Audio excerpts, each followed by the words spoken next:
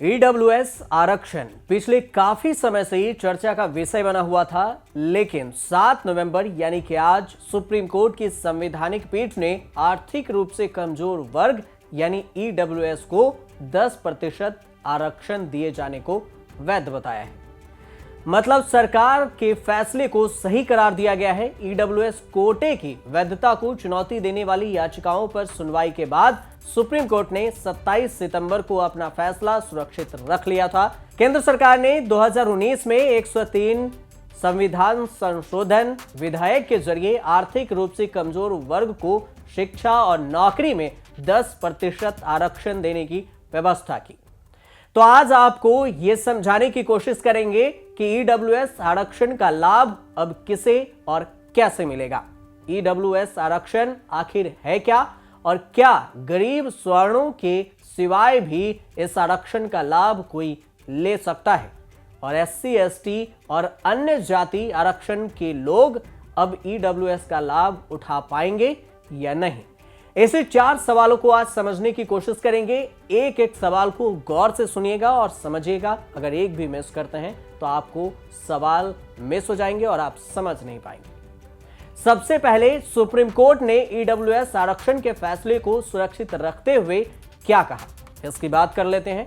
Supreme court के chief justice U U Lalit की अध्यक्षता में 5 सदस्यीय बेंच की तरफ से आर्थिक रूप से कमजोर वर्ग ईडब्ल्यूएस के लिए 10% आरक्षण की व्यवस्था पर फैसला सुनाया गया। 5 जजों में से 3 जजों ने आर्थिक आधार पर आरक्षण का समर्थन किया।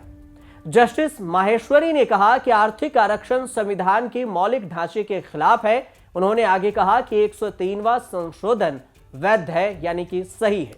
जस्टिस बेला त्रिवेदी ने कहा कि फैसले पर सहमति जताई और उन्होंने कहा कि मैं जस्टिस माहेश्वरी के निष्कर्ष से सहमत हूं।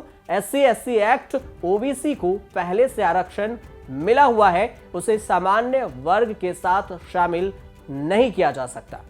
संविधान निर्माताओं ने आरक्षण सीमित समय के लिए रखने की बात कही थी। जस्टिस जेबी पार्डीवाला ने भी सहमति जताई। जस्टिस रविंद्र भट्ट ने असहमति जताई। कुल मिलाकर अगर देखें तो चीफ जस्टिस यूयू ललित ने विरोध किया, जस्टिस रविंद्र भट्ट ने भी विरोध किया, जस्टिस जेबी पार्दीवाला पक्ष में और जस्टिस बेला त्रिवेदी पक्ष में, जस्टिस दिनेश माहेश्वरी भी पक्ष में फैसला सुनाया। अब सवाल ये कि क्या गरीब स्वर्णों के सिवाय भी इस आरक्षण का लाभ कोई ले सकता है, तो जवाब है नहीं। एससी एसटी और अन्य जाति आरक्षण के लोग अब ईडब्ल्यूएस का लाभ भी उठा पाएंगे क्या, तो इसका भी जवाब है नहीं।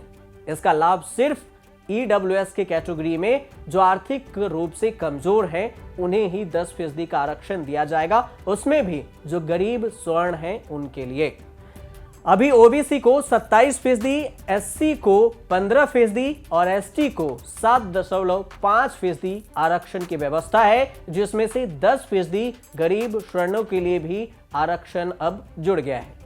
कुल मिलाकर अगर आरक्षण कैप को देखें तो एससी एसटी को 22.5%, ओबीसी को 27%, ईडब्ल्यूएस को 10% और ये जनरल कैटेगरी जो बचते हैं उसको 40.5%। टोटल हो गया 100% और आरक्षण फुल। साल 2019 में लागू किए गए ईडब्ल्यूएस कोटा को तमिलनाडु की सत्तारूढ़ पार्टी डीएमके समेत कई याचिकाकर्ताओं ने इसे संविधान का उल्लंघन बताते हुए अदालत में चुनौती दी थी। देश में कई हिस्सों में इस मुद्दे पर याचिकाएं दायर की गई थी, जिसमें लालू प्रसाद की आरजेडी अकेली पार्टी थी जिसने संसद में इसका विरोध किया था। इसके बाद केंद्र सरकार के अनुरोध पर सभी याचिकाओं को एक साथ सुप्रीम कोर्ट में सुनने का निर्णय लिया गया। इसके लिए साल 2022 में संविधान पीठ का गठन हुआ। उसके बाद 13 सितंबर को chief justice U U Lalit, justice Dinesh Maheshwari, justice Ravindra Bhat, justice Bela M Trivedi और जस्टिस जेबी पार्दीवाला की संविधान पीठ ने सुनवाई शुरू की। अब क्योंकि ईडब्ल्यूएस आरक्षण पर कोई रुकावट नहीं रह गई है, तो जान लेते हैं कि 10% कोटे वाले इस आरक्षण का फायदा किसे मिल सकता है और इसके लिए नियम क्या है। किसे मिल सकता है फायदा? तो ईडब्ल्यूएस का अर्थ है कि आर्थिक रूप से कमजोर वर्गों के लिए आरक्षण।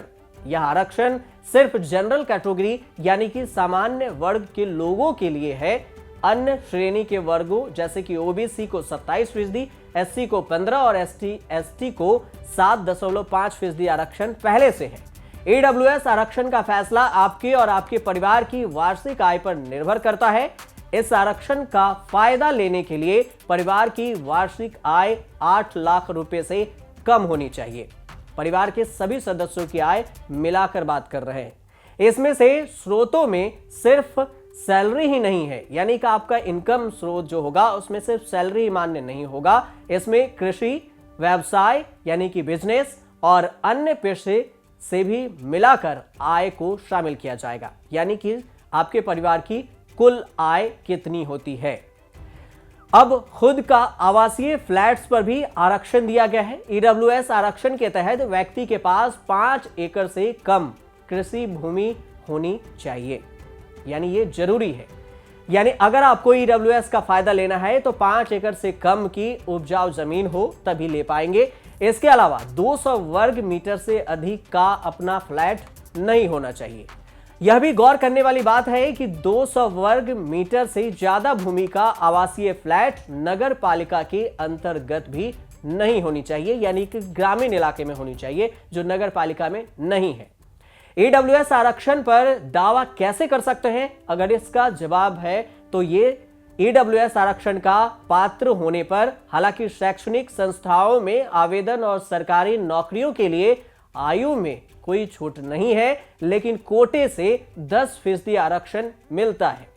ईडब्ल्यूएस के पात्र के पास आरक्षण का दावा करने के लिए आय और संपत्ति प्रमाण पत्र होना जरूरी है। यह प्रमाण पत्र तहसीलदार या उससे ऊपर पद के राजपत्रित अधिकारी की जारी की जा सकती है, यानी आप किसी गेजेटेड ऑफिसर से यह प्रमाण पत्र लेंगे तभी आपको इसका फायदा मिलेगा। अब तक सवर्णों के लिए कोई भी जाति प्रमाण पत्र होता था जो बनाया जाता था, वो नहीं लिया जाता था, और ना ही आरक्षण के लिए कोई भी प्रमाण पत्र जारी किए जाते थे कि हमें भी आरक्षण का फायदा हो। अगर आप किसी भी फॉर्म में लिख देते थे, भर देते थे कि आप जनरल हैं, तो आपको फायदा नहीं मिलता था। लेकिन अब आपको जैसे जाति प्रमाण पत्र बनाया जाता है, ठीक वैसे ही अब आपको आय प्रमाण पत्र की जरूरत होगी अगर ईडब्ल्यूएस का फायदा उठाना चाहते हैं तो। इस प्रमाण पत्र की वैधता 1 साल तक रहती है, जिसे अगले वर्ष फिर से रिन्यू यानी कि दोबारा आपको करानी पड़ेगी कि अब आप ईडब्ल्यूएस कैटेगरी में हैं या उससे बाहर हो गए हैं, आपकी आय बढ़ गई है। ईडब्ल्यूएस आरक्षण आखिर है क्या? ईडब्ल्यूएस का मतलब होता है इकोनॉमिक वीकर क्लास, यानी आर्थिक रूप से कमजोर, जो कि पहले भी आपको बता चुके हैं। पिछले वर्गों को आगे लाने के लिए भारतीय संविधान में आरक्षण की व्यवस्था की गई। संविधान में 103वां संशोधन करके आर्थिक रूप से पिछड़े वर्गों यानी ईडब्ल्यूएस को शैक्षणिक संस्थाओं और सरकारी नौकरियों में 10% आरक्षण की व्यवस्था की गई। ईडब्ल्यूएस आरक्षण पर कानून क्या कहता है? अगर इसकी बात करें तो भारतीय संविधान में 103वां संशोधन करके साल 2019 में सरकार ने अनुच्छेद यानी कि आर्टिकल्स 15(6) और 16(6) को जोड़ा। इसके तहत उच्च शिक्षा संस्थानों में पिछड़े वर्गों, अनुसूचित जाति यानी एससी, अनुसूचित जनजाति एसटी और सरकारी नौकरियों में प्रारंभिक भर्ती के दौरान गरीबी रेखा से नीचे जीवन यापन करने वाले सवर्णों को यानी बीपीएल सवर्णों को भी 10% आरक्षण दिया जाएगा। इसके पीछे सरकार का मकसद था कि आर्थिक रूप से पिछड़े लोगों को भी आरक्षण का लाभ मिल सकेगा। आर्थिक रूप से पिछड़े लोगों का पहचान उसकी जमीन और वार्षिक आय के आधार पर होगा। ईडब्ल्यूएस आरक्षण चुनौती क्यों है? इसको समझने के लिए ईडब्ल्यूएस आरक्षण देने वाले संविधान संशोधन को चुनौती देने वाले लोग इसे संविधान के सामाजिक न्याय की भावना पर हमला बताते हैं। उन्होंने इसे संविधान के साथ धोखाधड़ी करार दिया। ईडब्ल्यूएस आरक्षण को चुनौती देने वाले लोगों का मानना था कि यदि इसे बरकरार रखा जाता है तो यह संविधान के अनुसार समान अवसर मिलने आश्वासन का उल्लंघन होगा। उनका यह भी कहना है कि ईडब्ल्यूएस आरक्षण संविधान के मूल ढांचे का उल्लंघन करता है। मंडल आयोग के मामले में सुप्रीम कोर्ट द्वारा किए गए फैसले के अनुसार से आरक्षण की 50% की सीमा का उल्लंघन करता है। अटॉर्नी जनरल के वेणुगोपाल ने पीठ के विचार के लिए 4 मुद्दों का एक मसौदा तैयार किया। सुप्रीम कोर्ट ने 8 सितंबर को इसमें से 3 को सुनवाई के लिए लेने का फैसला किया। ईडब्ल्यूएस आरक्षण पर सरकार का तर्क क्या रहा? तत्कालीन अटॉर्नी जनरल के वेणुगोपाल ने ईडब्ल्यूएस आरक्षण का समर्थन करते हुए कहा कि यह किसी भी तरह से अनुसूचित जाति, जनजाति और अन्य पिछड़ा वर्ग के अधिकारों का हनन नहीं है। आर्थिक रूप से पिछड़े लोगों को पहली बार आरक्षण दिया गया है। तो कुल मिलाकर अब आप 10% आरक्षण गरीब स्वर्णों के लिए 10% आरक्षण पर सुप्रीम कोर्ट ने मुहर लगा दी है और आप भी इसका लाभ उठा सकते हैं। यानी कि ईडब्ल्यूएस कैटेगरी से आप गरीब स्वर्ण भी इसका लाभ उठाएंगे। जैसे कि अन्य जाति रिजर्वेशन के तौर पर अन्य जाति ओबीसी, एससी, एसटी को आरक्षण मिलता था, उसी तरह से अब ईडब्ल्यूएस के तहत गरीब स्वर्णों को भी रिजर्वेशन मिलेगा। आप देखते रहिए न्यूज़ तक।